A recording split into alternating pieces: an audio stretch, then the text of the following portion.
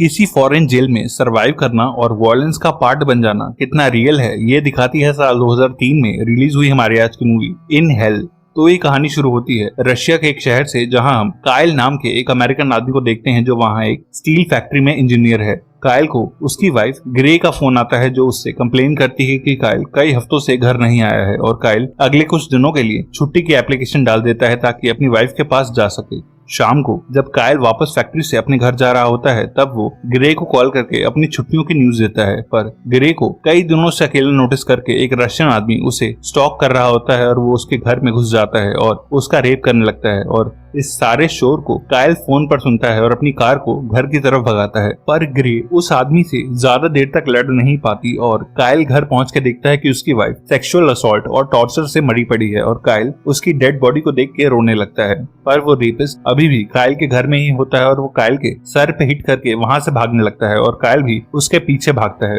वो आदमी एक बस में चढ़ जाता है पर काइल उसे स्पॉट कर लेता है और वो दोनों लड़ने लगते हैं और पुलिस भी वहां आ जाती है और उन दोनों को अरेस्ट कर लिया जाता है। कोर्ट में काइल को पता चलता है कि उसकी वाइफ के अटैकर का नाम सर्जियो है और उसने जजेस को खरीद लिया है, इसीलिए फॉरेंसिक एविडेंस की कमी की वजह से जजेस ने उसे रिलीज कर दिया है। और जजेस का फैसला आने के बाद सर्जियो काइल को चढ़ाता हुआ कोर्ट से बाहर जाने लगता है और अपने साथ ऐसी नाइंसाफी काइल से बर्दाश्त नहीं होती और वो एक गार्ड की पिस्टल छीन के उसे कोर्ट रूम में सबके सामने गोली मार देता है। एक कोर्ट में जज के सामने मर्डर करने के लिए काइल को उम्र कैद की सजा सुनाई जाती है और काइल को कोर्ट से जेल ले जाने के लिए एक बस में बिठाया जाता है। काइल को कुछ नए कैदियों के साथ शहर की पॉपुलेशन से काफी दूर क्रावावी जेल में लाया जाता है, जिस जेल को जनरल हुश्चॉफ नाम का एक करप्ट आदमी चलाता है। पहले दिन से ही काइल नोटिस करता है कि जेल के गार्ड्स अमेरिकन कैदियों से बेहद अनफेयर हैं और काइल को उसके कपड़ों के साथ उसकी शादी की रिंग भी उतार के देने के लिए कहा जाता है, जिसके लिए काइल मना करता है और गार्ड्स उसे जेल के अंदर ले जाके बेहद मारते हैं और उसकी रिंग भी छीन लेते हैं।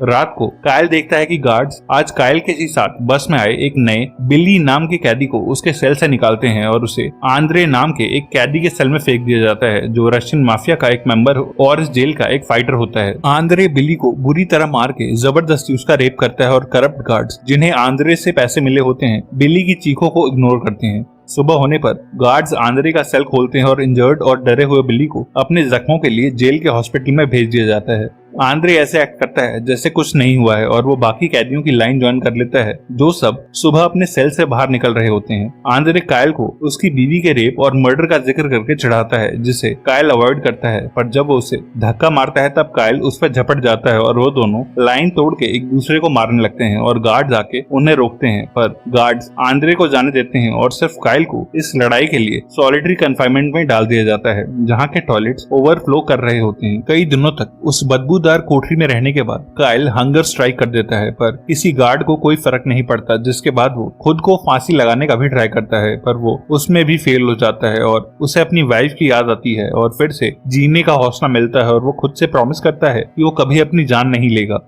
कई हफ्तों के बाद जब गार्ड्स उसे बाहर निकालते हैं तब उसे एक नया सेल और सेलमेट दिया जाता है। इस नए सेलमेट का असली नाम किसी को नहीं पता होता, इसलिए सब उसे कैदी नंबर 451 बुलाते हैं, जो दिखने में काफी लंबा चौड़ा और डरावना होता है और इसने काइल से पहले अपने 3 सेलमेट्स को जान से मारा होता है, इसीलिए काइल भी उससे ज्यादा बात करे बिना चुपचाप नीचे वाला बेड ले लेता है। एक दिन ग्रे का भाई और काइल का ब्रदर इन लॉ जेल में उससे मिलने आता है और उसे बताता है कि ग्रे की बॉडी को रिस्पेक्टफुली अमेरिका में दफना दिया गया है। वो काइल से कहता है कि वो कुछ बड़े लॉयर्स और अमेरिकन एम्बेसी से बात कर रहा है और जरूर उसे यहाँ से रिहा करवा देगा और वो उसे सजेस्ट करता है कि तब तक उसे जेल के गार्ड्स को पे करते रहना चाहिए ताकि वो यहाँ उसका जीना मुश्किल न कर दे। जेल के कॉमन यार्ड में बिली नाम का वो अमेरिकन कैदी काइल से मिलता है और बताता है कि शराब पीकर एक रेस्टोरेंट में कार क्रैश कर देने की वजह से उसे यहाँ 18 महीनों की सजा हुई है। तभी एक तीसरा अमेरिकन कैदी मालाकाई उन दोनों से मिलता है जो अपनी इंजरी की वजह से व्हील चेयर पे होता है और वो जल्द ही उनका फ्रेंड बन जाता है। मालाकाई काइल को जेल के डिफरेंट गैंग्स और पॉलिटिक्स के बारे में भी समझाता है और धीरे धीरे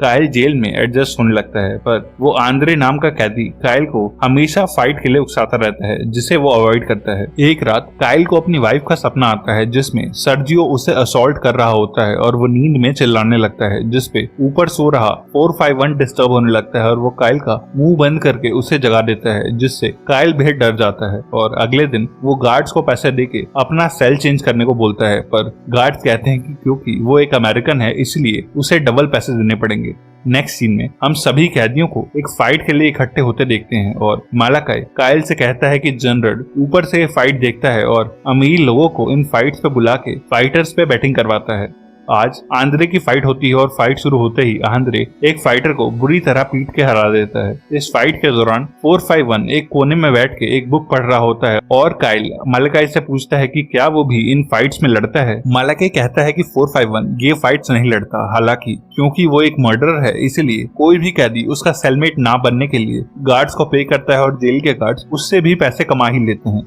हर हफ्ते कैदियों को जेल के बाहर लेबर वर्क करने के लिए लाया जाता है और वहीं आंद्रे के गैंग के कुछ लोग काइल से जबरदस्ती लड़ने लगते हैं और कहते हैं कि काइल ने रशियंस को गाली दी है और गार्ड्स भी खड़े होकर काइल को पिटते हुए देख रहे होते हैं। पर जब काइल खुद को बचाने के लिए उनसे फाइट करता है तब गार्ड्स उसे फिर से पनिशमेंट के तौर पे सॉलिटरी में फेंक देते हैं। सॉलिटरी कन्फाइनमेंट में काइल को अपने साथ वाली कोठरी में से अक्सर एक कैदी के रोने की आवाज आती रहती है, पर वो कैदी उससे और कोई बात नहीं करता और काइल वॉल को हाथों से पीट के उसे चुप रहने के लिए कहता है और 1 महीने वहाँ अकेले रहने के बाद गार्ड्स उसे बाहर निकालते हैं। काइल डाइनिंग एरिया में खाना खाने जाता है जब आंद्रे और उसके ग्रुप के कुछ लोग फिर से उसे तंग करते हैं और उस पे कमेंट्स पास करते हैं और काइल अपना खाना छोड़ के उनके पास जाता है और उन पे अटैक कर देता है, जिस लड़ाई को देख के गार्ड्स उसे एक बार फिर से कोठरी में फेंक देते हैं। काइल जब सॉलिटरी में होता है तब जेल के बाहर काम करते हुए गार्ड्स की एक कार लैंड माइन से ब्लास्ट हो जाती है और इस शोर का फायदा उठा के बिली एक कैदी के साथ भाग निकलता है, पर गार्ड्स उन पर फायरिंग करने लगते हैं और बिली के साथ वाला कैदी गोली लगने से मर जाता है, जिसके बाद गार्ड्स बिली को पकड़ के जेल में वापस ले आते हैं और बेहद मारते हैं। सॉलिटरी से बाहर आने के बाद गार्ड्स और गैंग्स की कांस्टेंट बुलिंग से तंग होके काइल अब चेंज होने लगता है। काइल अपने बाल और बियर्ड ग्रो करने लगता है और हैवी वेट एक्सरसाइजेस शुरू कर देता है। इवन बाहर लेबर वर्क करते हुए भी काइल सबसे हैवी और टफ काम चूज करता है। आंद्रे भी काइल को नोटिस करता है और उसे फिर से फाइट के लिए चैलेंज करता है और इस बार काइल फाइट के लिए हाँ बोल देता है। आंद्रे फाइट शुरू होते ही काइल को बेहद मारता है, पर काइल थोड़ा पिटने के बाद अपना सारा गुस्सा इस फाइट में डायरेक्ट करता है और आंद्रे को पीटने लगता है और गुस्से में वो आंद्रे को काट के अपने दांतों से उसके गले का मांस भी निकाल लेता है और आंद्रे तड़पता हुआ मर जाता है, जो देख के सभी कैदी और गार्ड्स भी चौंक जाते हैं। इस पहली फाइट के बाद काइल हमेशा के लिए बदल जाता है और अब अपने गुस्से को एक्सप्रेस करने के लिए काइल जेल में होने वाली हर फाइट का पार्ट बनने लगता है और उसकी फाइट्स दिन पे दिन और खूंखार होने लगती हैं, जिन पे बैटिंग करके जनरल और जेल के गार्ड्स बेहद पैसा कमाते हैं और जेल के सभी गैंग और कैदी अब काइल से इज्जत से पेश आने लगते हैं।